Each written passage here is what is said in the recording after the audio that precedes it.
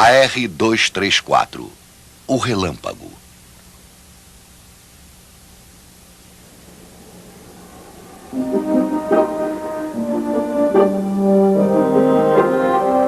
Para que as criações da mente sejam uma bênção e não uma praga para a humanidade, é preciso que a preocupação com o homem e seu destino norteie todos os empreendimentos técnicos. Assim falou Albert Einstein aos seus colegas em 1931. Antes do final da década, cientistas na Alemanha nazista teriam desenvolvido novas armas de guerra. A pesquisa da Luftwaffe resultou em 1943 no arado AR-234.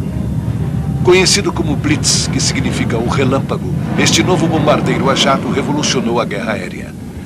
Capaz de voar mais alto e mais veloz que qualquer avião aliado, o AR-234 era talhado para voos de reconhecimento e se tornou o antecessor dos modernos U-2 e SR-71. A capacidade de observação e predição dos movimentos do inimigo sempre foi crucial no campo de batalha. Balões como o Onikock Quat permitiam o posicionamento de observadores treinados bem acima das trincheiras a fim de observar as linhas do inimigo. Aeronaves mais sofisticadas como o Zeppelin levaram a arte de reconhecimento aéreo mais um passo adiante. Contudo, a vulnerabilidade de balões e dirigíveis tornou urgente o uso de aeronaves convencionais. Com o advento da fotografia aérea, era possível penetrar fundo nas linhas do inimigo, registrar tudo em filme e voltar à base para a análise das imagens. Como aviões de reconhecimento levavam poucas armas, as perdas eram elevadas. Quando uma nova guerra irrompeu na Europa, as tropas nazistas conheciam exatamente as posições do inimigo, reveladas bem antes do início da batalha.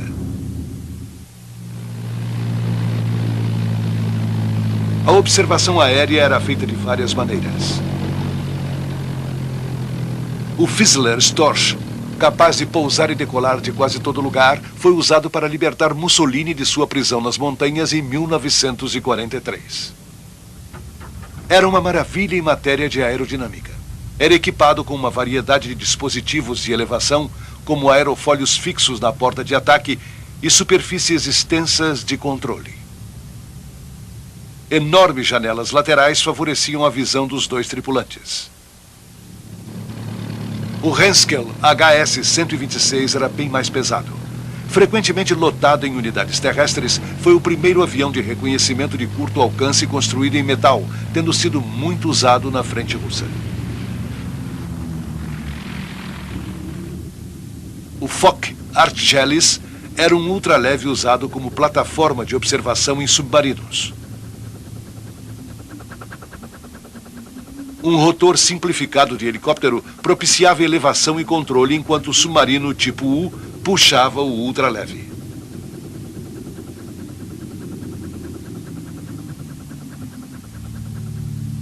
O V-141, avião assimétrico desenvolvido por Blom e Voss, foi talvez o avião de observação mais desengonçado testado pela Luftwaffe.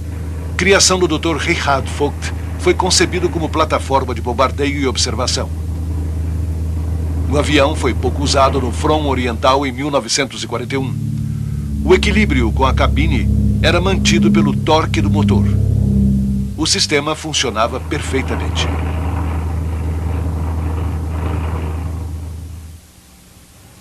Os aliados também se empenhavam no desenvolvimento de um avião de reconhecimento.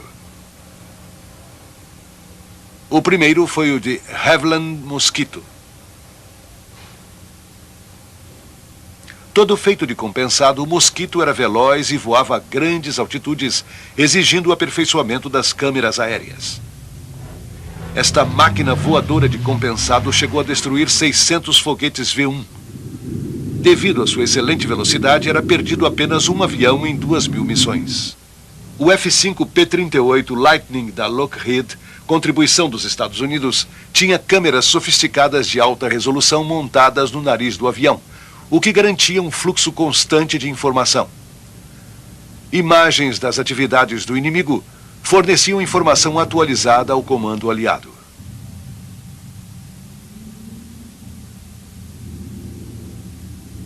processamento do filme em campo privilegiava com informação os comandantes ainda no decorrer da batalha.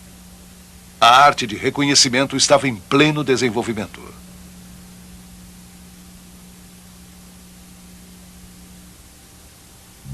O Lightning era uma plataforma ideal para câmeras.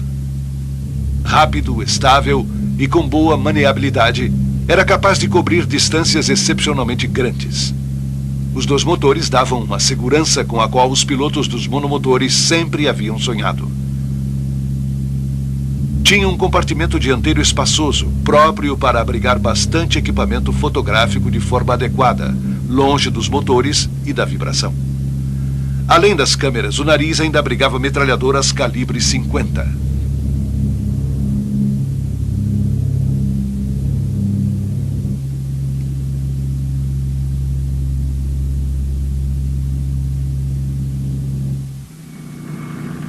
Na Alemanha, o Focke-Wulf FW-189 Coruja era usado para voos curtos de reconhecimento em estreita cooperação com forças terrestres.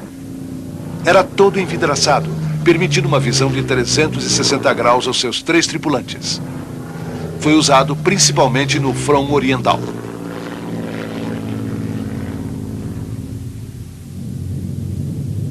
O Dornier TO-335 Flecha, originalmente concebido como bombardeiro ofensivo de alta velocidade, era um avião de reconhecimento por excelência, mais veloz que qualquer outro avião. A combinação inusitada de hélices de tração e de impulsão era sua marca registrada. Era o avião a pistão mais veloz, porém chegou tarde demais para entrar em combate. O Heinkel HE-280 inaugurou uma nova era de reconhecimento aéreo. O desempenho deu um gigantesco passo à frente com o uso de motores a jato. Esses motores revolucionários permitiriam que, pela primeira vez, aviões de reconhecimento cruzassem território inimigo sem serem importunados.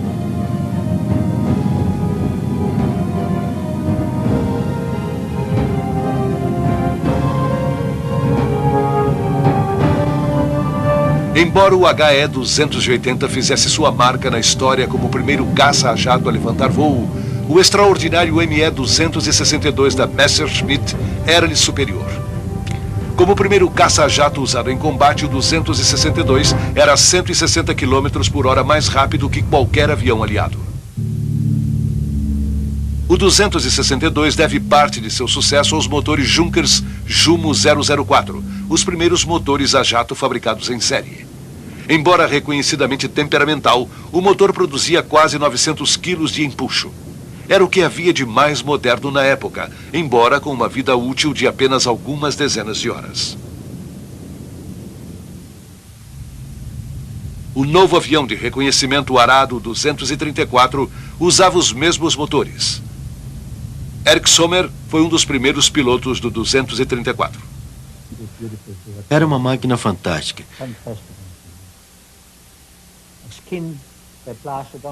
80 quilos de Speedle eram distribuídos para tirar todas as irregularidades das superfícies. A visibilidade era extraordinária para todos os lados, inclusive para baixo. Era a máquina ideal para reconhecimento.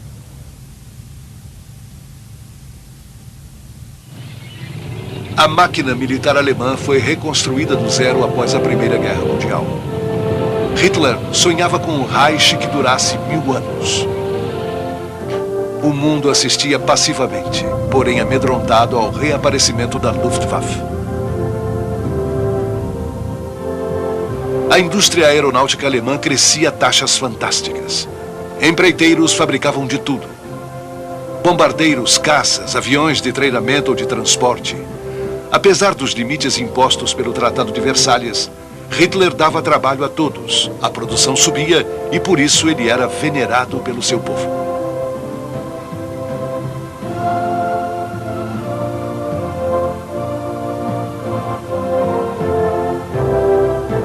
Companhias como a Arado fabricavam centenas de aviões, alguns sob licença, outros de concepção própria.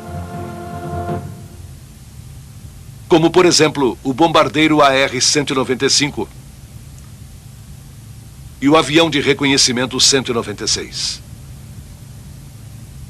O arado 231 podia ser desmontado, guardado num tubo com diâmetro de 2 metros e usado por submarinos para verificar alvos fora do alcance do periscópio.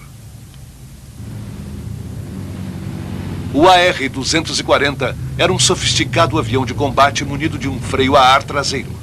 Era usado também para reconhecimento em alta velocidade. O programa terminou por pressão política em dezembro de 1942.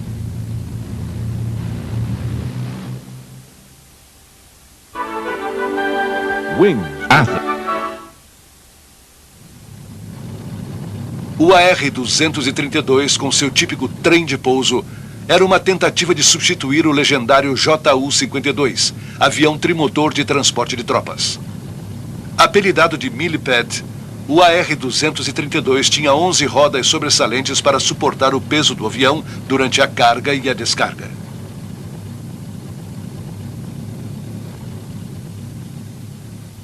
O avião de construção mais avançada era o Arado 234 a jato. De ponta a ponta, era um avião de extraordinária beleza. Os motores turbojato Junkers Jumo 004, alojados por baixo das asas para facilitar o acesso, era o que havia de mais moderno. Cada Jumo vinha munido de um motor de arranque a gasolina. O comando de partida era elétrico, a partir da cabine ou manual, puxando-se um anel D com um cabo montado no cone de admissão. A partida podia ser dada também através de uma unidade separada, capaz de acelerar o motor até a RPM de ignição. O inconveniente deste método era que permitia a partida de somente um motor por vez. Inicialmente, o 234 usava um carrinho reaproveitável em forma de T como trem de pouso. 3 grandes macacos hidráulicos levantavam o avião para a colocação do carrinho.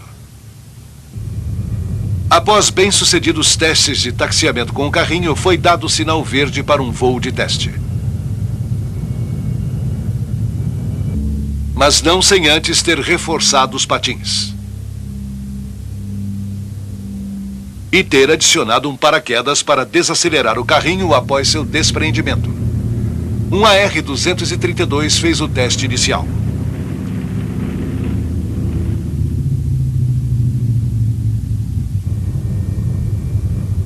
No final, o curioso procedimento parecia funcionar de acordo. Nem sempre o carrinho se comportava bem. O mecanismo de desprendimento às vezes falhava e as condições superficiais da pista afetavam a abertura do paraquedas. Uma vez no ar, os patins se retraíam. Os patins eram um dispositivo firme e conveniente para o pouso. As pistas eram de comprimento convencional. O problema ocorria ao final da corrida, quando o jato invariavelmente se inclinava para o lado.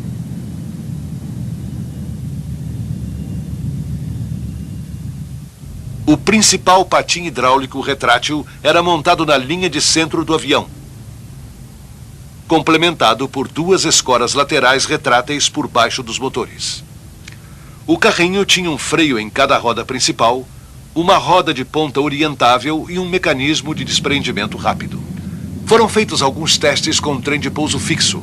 Contudo, o seu peso prejudicava muito o desempenho do jato.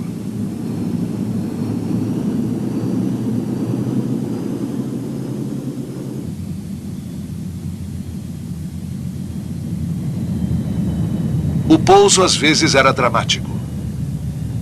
O elevado centro de gravidade do carrinho dificultava o controle. Os freios não eram muito confiáveis, além de muito sensíveis. Durante pousos e decolagens, os pneumáticos funcionavam como amortecedores.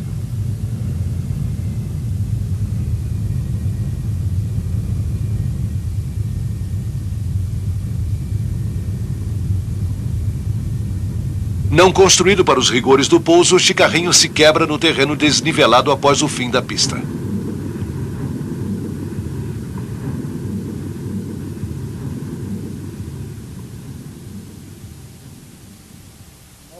Era preciso conhecer bem o terreno antes de pousar.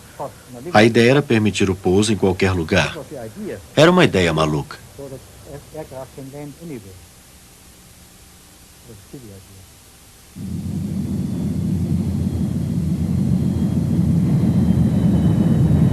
Pousar num patim em condições primitivas não era tão fácil assim. O sistema de carrinho ejetável não propiciou os ganhos em peso e espaço dele esperados. Logo, um trem de pouso convencional seria desenvolvido para o avião.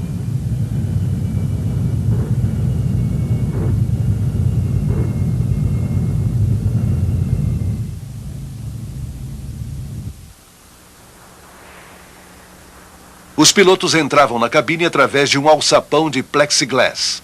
O uso generoso de plexiglass dava aos pilotos da Luftwaffe uma visão privilegiada do mundo lá fora. Fiz a aproximação, alinhei o avião corretamente, fiz o pouso com a velocidade recomendada e o nariz para baixo. E, de repente, uma tempestade transformou a pista em sabão. O avião não quis parar e eu acabei num campo de trigo. O trigo pegou fogo e quase destruiu o avião.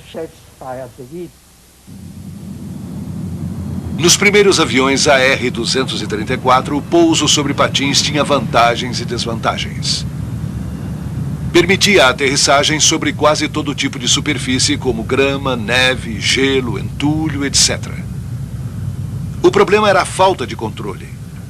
Não havia freio e manter o avião reto era mais uma questão de sorte do que de perícia. Era esta sensação de falta de domínio e de controle que tornava os últimos segundos de um pouso uma prova de fogo para os nervos dos pilotos. Após a parada, o pessoal de terra vinha com os macacos hidráulicos, colocava o triciclo por baixo e, finalmente, o trator rebocava o avião até um lugar seguro. O piloto ficava sozinho com o avião sem poder taxiar. Foi um alívio a adoção do trem de pouso. Mesmo assim, centenas de pousos bem-sucedidos em todo tipo de superfície provaram a funcionalidade dos patins. Para minimizar os problemas de falta de freio, vários aviões de teste foram equipados com um paraquedas de desaceleração, ativado tão logo o avião tocasse o chão.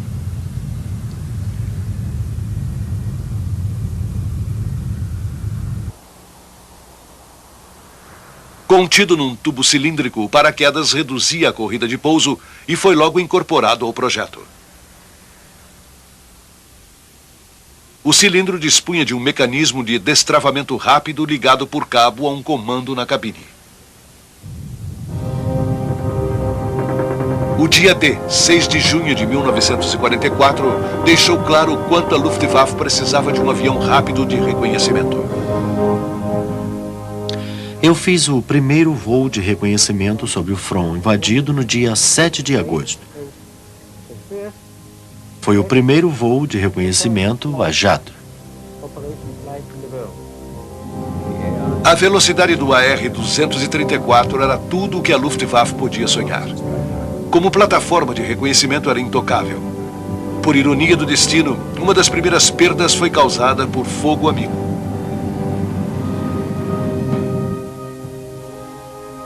Cobríamos todo o front invadido, além da parte sul da Inglaterra. Inclusive, todos os aeroportos em que estavam alojados os americanos. Era incrível. A área inteira parecia um grande aeroporto.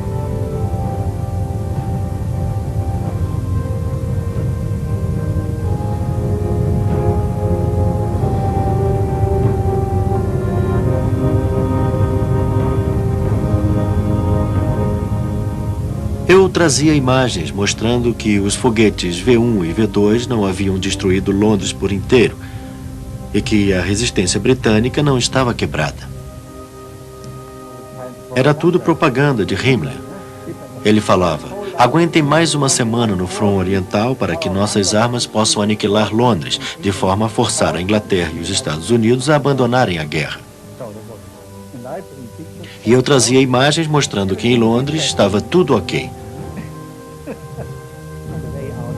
Uma vez encontrei um mosquito, eu indo para lá e ele vindo para cá. Podíamos ter acenado um para o outro, Como os dois estavam sem munição, não podíamos fazer nada. Trocar um aceno com a cabeça ou com a mão não era tão incomum nos céus da Europa. Os pousos eram bem orquestrados e ensaiados. A maioria dos pilotos tinha habilidade para controlar a velocidade de aproximação. O pouso era feito a aproximadamente 145 km por hora com uma corrida de aproximadamente 450 metros. A escassez de motores Junker Jumo 004 fez o Arado tentar motores BMW para o AR-234 quadrimotor. Os 4 motores BMW forneciam uma relação empuxo-peso mais elevada, dando um pouco mais de potência ao Blitz.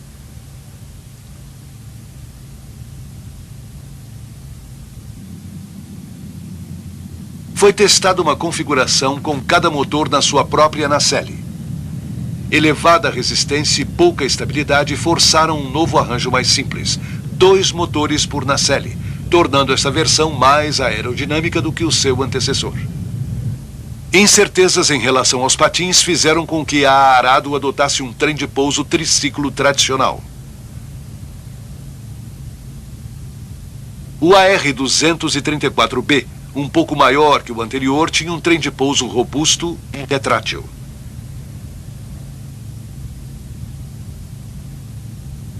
A roda da frente escamoteava para trás e as rodas principais para a frente.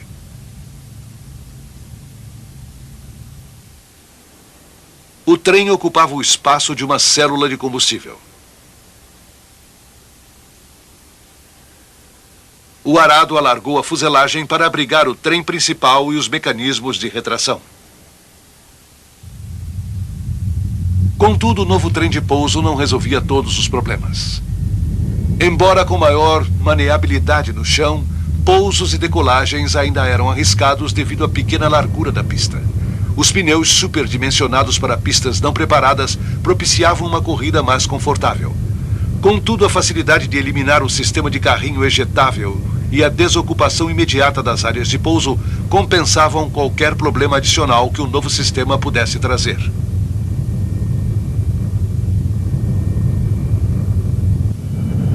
Os motores Junkers e BMW não eram nada econômicos em consumo de combustível, característica típica dos motores a jato de primeira geração.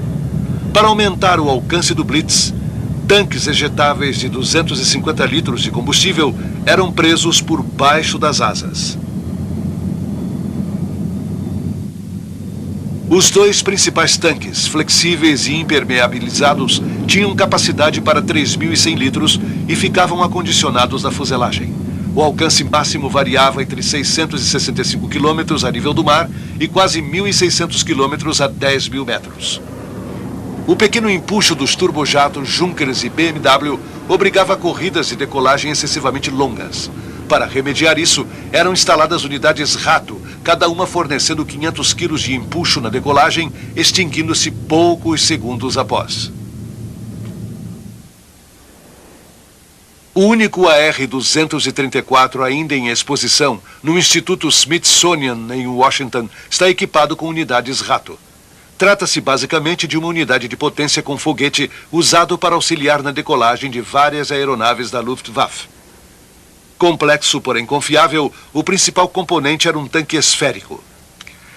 Nesse tanque, os 2 propelentes T-Stoff e C-Stoff entravam em combustão ao simples contato.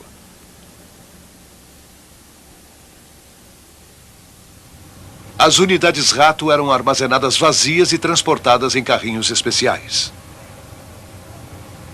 O propelente C-Stoff, um catalisador à base de água, álcool e hidrazina, era relativamente inofensivo e não necessitava de tratamento especial. O T-Stoff, um estabilizador à base de peróxido de hidrogênio, era extremamente tóxico e altamente ácido. O contato era letal e o pessoal em terra usava roupas de proteção especiais durante o manuseio.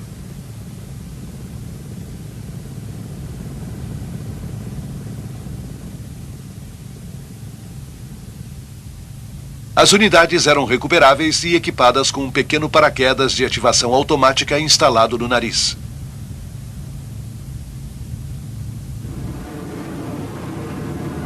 Os foguetes melhoraram muito o desempenho dos novos jatos. Apesar de não haver retorno após a ignição, era possível ejetá-los numa situação de emergência.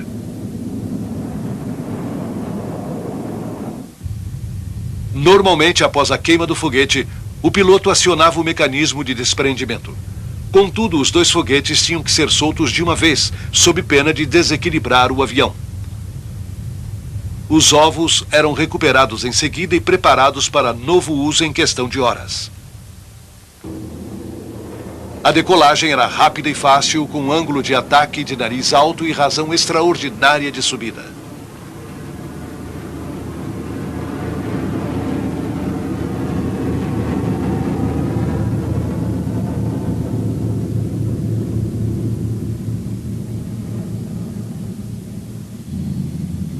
Sem o auxílio das unidades Rato, o ângulo de ataque e a razão de subida eram reduzidos drasticamente. As unidades podiam ser desprendidas a quase qualquer altitude. Às vezes, como registrado por este fotógrafo ousado, o sistema de paraquedas da Rato falhava, danificando irremediavelmente o foguete. Contudo, quando tudo corria bem, o foguete era reaproveitável.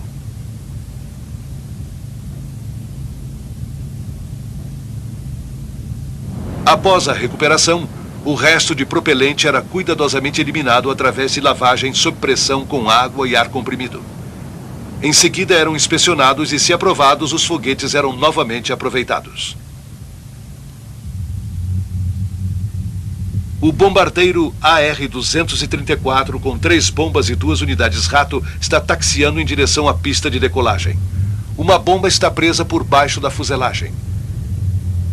Em cada nacelle de motor está pendurada uma outra bomba.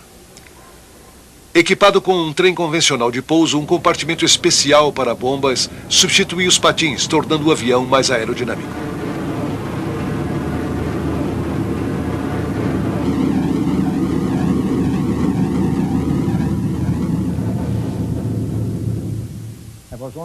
Havia preocupação apenas durante o pouso, a decolagem ou a subida. Uma vez em voo, ninguém podia chegar perto. Não havia outro caça capaz de me atacar ou de ocupar uma posição de ataque. Nossa velocidade era superior.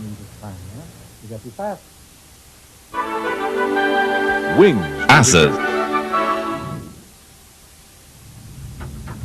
Em outubro de 1944, o Blitz ainda era uma novidade.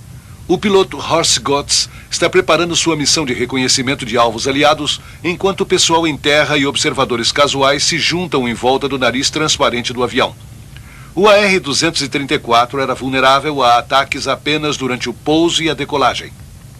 Vários pilotos ingleses e americanos dizem ter abatido aviões AR-234 nessas condições. Tratava-se geralmente de ataques de surpresa. Quando os pilotos da Luftwaffe percebiam o que estava ocorrendo, já era tarde demais.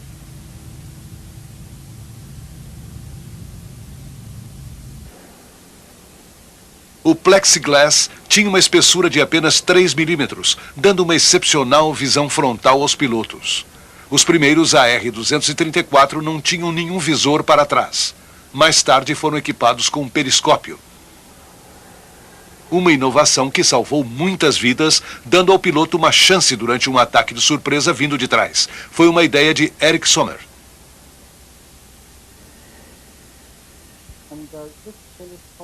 Este periscópio foi desenvolvido para blindados. É de fato muito pesado para um avião.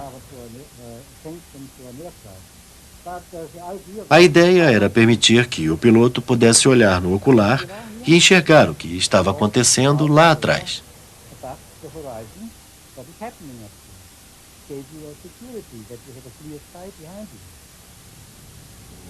Em terra, a vida continuava para as equipes da Luftwaffe, já em desvantagem numérica e cercadas por inimigos. Os pilotos mantinham o otimismo, embora houvesse pouca coisa a comemorar. Aqui, o centro das atenções é um rádio sendo usado para comunicação com colegas em voo.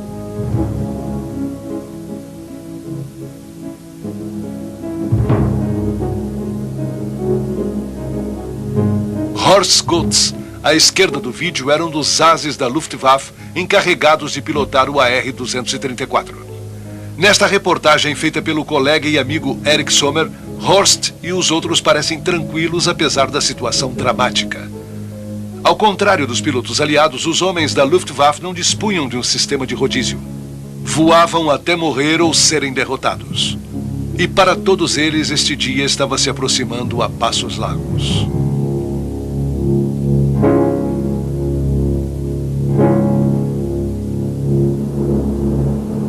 Devido à pressão aliada, as tropas nazistas viam-se defendendo o solo alemão pela primeira vez na guerra. A resistência tornava-se mais sangrenta e fanática. As perdas em homens e equipamento eram enormes. O Reich estava se desintegrando numa tempestade autoprovocada. Os incessantes bombardeios aliados destruíam cidades e indústrias e causavam perdas cada vez maiores em vidas humanas.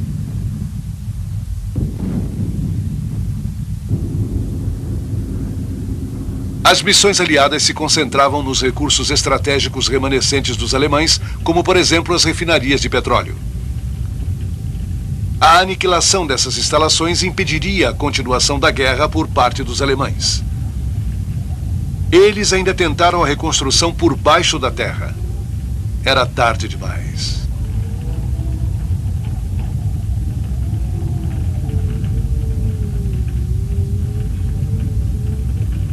A destruição era total. Como de Ludwig até Liege, nos Alpes, não havia cobertura para reconhecimento, fomos transferidos para Biblis. Eu operei a partir desta pista miserável, situada a leste de uma área industrial que poluía o ambiente, dificultando ainda mais a visibilidade numa área em que o tempo já era normalmente péssimo para o voo.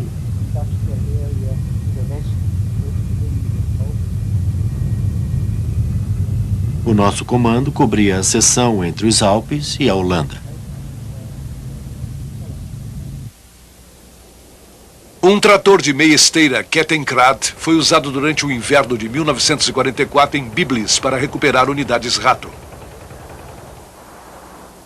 O AR-234, mesmo coberto, viu muita neve. A vida na floresta era difícil, porém suportável. Embora sob intenso frio e na impossibilidade de voar devido ao tempo, a camaradagem amenizava as condições difíceis. Vivia-se um dia de cada vez. O caminhão com o equipamento de comunicação era, como todo o resto, bem escondido na floresta. A pista de decolagem não passava de uma clareira aberta no meio das árvores. O único AR-234, peça principal da base, está coberto por lonas de camuflagem. A pequena largura da pista tornava o pouso ou a decolagem uma aventura arriscada, sem espaço para falha humana ou mecânica. Os céus nem sempre estavam calmos. Frequentemente podia-se observar os traçados deixados pelos combates aéreos entre aliados e pilotos da Luftwaffe. Enquanto isso, o avião de Sommer permanecia coberto. Em janeiro de 1945, a neve derreteu e as operações em Biblis recomeçaram. O reconhecimento estava completamente desmantelado na Itália. Fui para lá a fim de estabelecer um comando de reconhecimento. Na véspera do Natal de 1944, o AR-234 de Sommer foi destruído durante um ataque aliado e prontamente substituído. Em fevereiro, um comboio de caminhões de abastecimento foi atingido por aviões aliados numa floresta vizinha. Sommer e seus colegas inspecionaram o resultado, impressionados com a destruição total.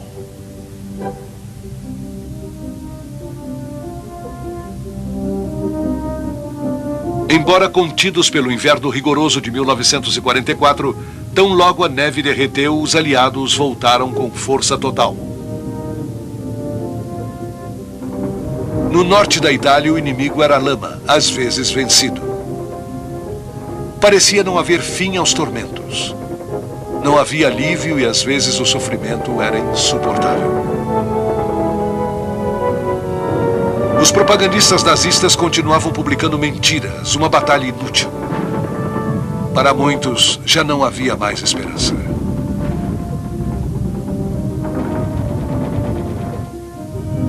As missões com os AR-234 continuavam. Como bombardeiro atacou os aliados em Remagen.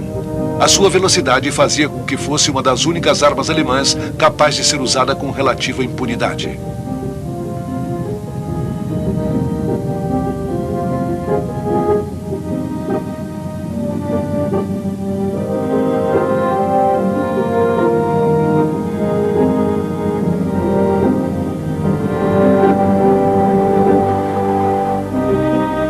As tarefas principais, numa Luftwaffe cada vez mais reduzida, cabiam ao ME-262 da Messerschmitt.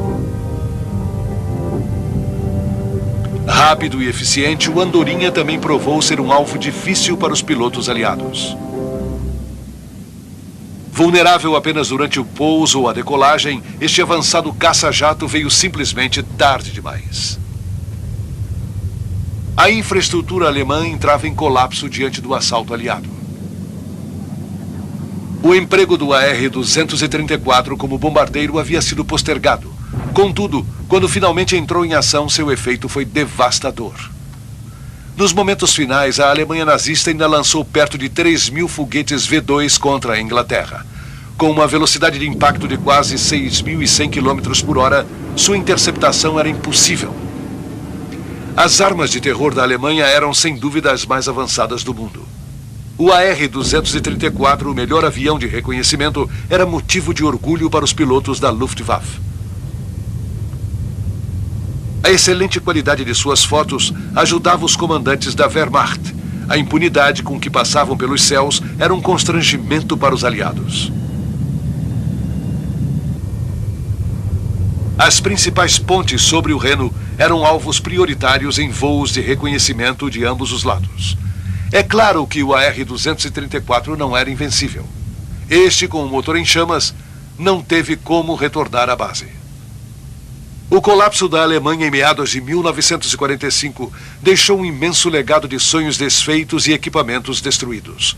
Na mira dos serviços de inteligência dos Estados Unidos e da União Soviética, era impressionante a quantidade e variedade de aeronaves encontradas em volta dos aeroportos da Europa.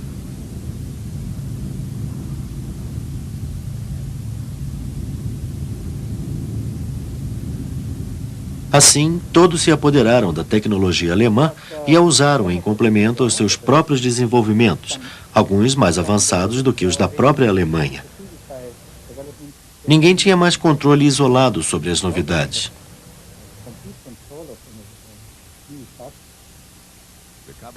Vários aviões AR-234 foram recuperados. A Operação Lust se encarregou de repatriar as aeronaves da Luftwaffe de maior interesse para os aliados. Entre outras, o AR-234. Esperava-se que o estudo dessas aeronaves pudesse alavancar os projetos aliados. Os esforços foram intensificados quando ficou claro que os russos tinham exatamente a mesma intenção.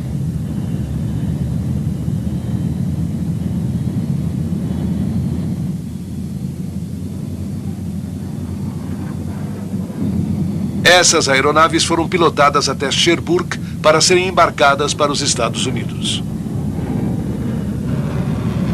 Entre as aeronaves recuperadas pela equipe de Watson, constam 2 AR-234 já pintados com as cores da Força Aérea Americana.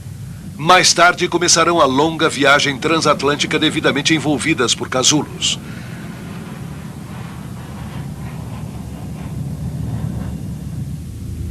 Entre as raridades trazidas até Cherbourg, podemos destacar este Heinkel 219, um caça noturno, e este ME 262 de assento único, bem como esta versão com 2 assentos do 262, também para combate noturno. Facilmente reconhecido pelas antenas de radar no nariz do avião, era o caça noturno mais rápido da guerra. Afastando-se da costa francesa, esses navios carregam os aviões capturados em direção à América. O processo de encasulamento protegeu este Dornier Arrows contra a maresia. Preso ao convés ao lado do Arrow está um AR-234 de assento único.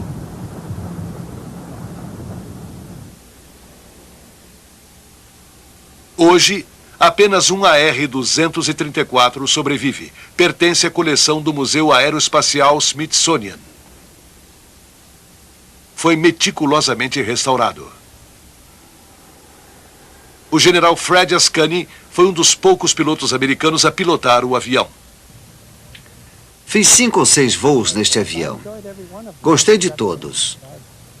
Uma vez dada a partida aos motores, a sensação era de conforto, como se estivesse numa poltrona em casa. A visão era melhor do que em outros aviões, comparável apenas à visão de dentro de um helicóptero. Lembro-me de um avião com excelente estabilidade e de fácil manuseio. O maior problema era dar partida aos motores. Isto feito, 90% do voo estava concluído. O motor apresentava um efeito por nós chamado de cavitação, ou seja, havia espasmos de empuxo para frente e para trás durante a aproximação final antes do pouso. Amedronta um pouco antes da gente se acostumar com o fenômeno. Esta aeronave poderia ter sido usada contra os bombardeiros em auxílio aos caças ME-262. Se os alemães tivessem tido essa aeronave em quantidade suficiente, talvez tal fato pudesse ter provocado uma diferença no resultado final.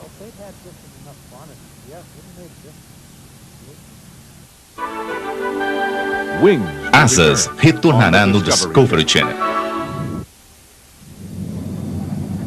Após a guerra, a Arado deixou um legado variado. Bombardeiros bimotores a jato são considerados hoje em dia como equipamento mínimo obrigatório em todas as forças aéreas do mundo. Uma das mais famosas e prematuras imitações foi o Canberra da English Electric, um bombardeiro leve e avião de reconhecimento.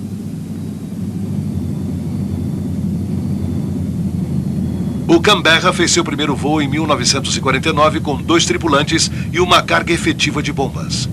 O avião continuou voando até os anos 90, um verdadeiro avião de teste para futuros bombardeiros e aviões de reconhecimento. Os Estados Unidos fabricaram sua própria versão do Canberra chamado B-57. Fabricado pela Martin Company, também se transformou num avião multitarefa. Concebido para a USAF como bombardeiro noturno, os 2 tripulantes sentavam em fila ao invés de lado a lado como era no Canberra. Para reconhecimento foram construídas versões especiais com asas munidas de painéis extensíveis a fim de aumentar a sustentação em altitudes elevadas e sem armamento com o intuito de diminuir o peso. Câmeras foram montadas nos compartimentos de bombas e já em meados dos anos 60, as fotos tiradas a 100 km de altitude tinham a mesma resolução que a das fotos feitas a uma distância de 30 centímetros. A NASA ainda mantém voando 2 dessas aeronaves.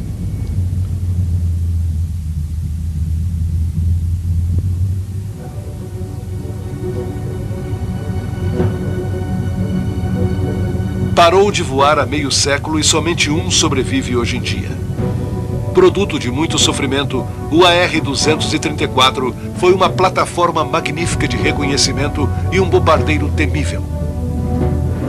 Seu forte era a velocidade e frequentemente sua única forma de defesa. Como na maioria das armas, exemplifica o potencial para o bem e o mal de toda descoberta científica. Sua intenção era clara: eliminar vidas com mais eficácia. Contudo, a tecnologia de jato também serviria mais tarde para melhorar e facilitar a vida de gerações futuras.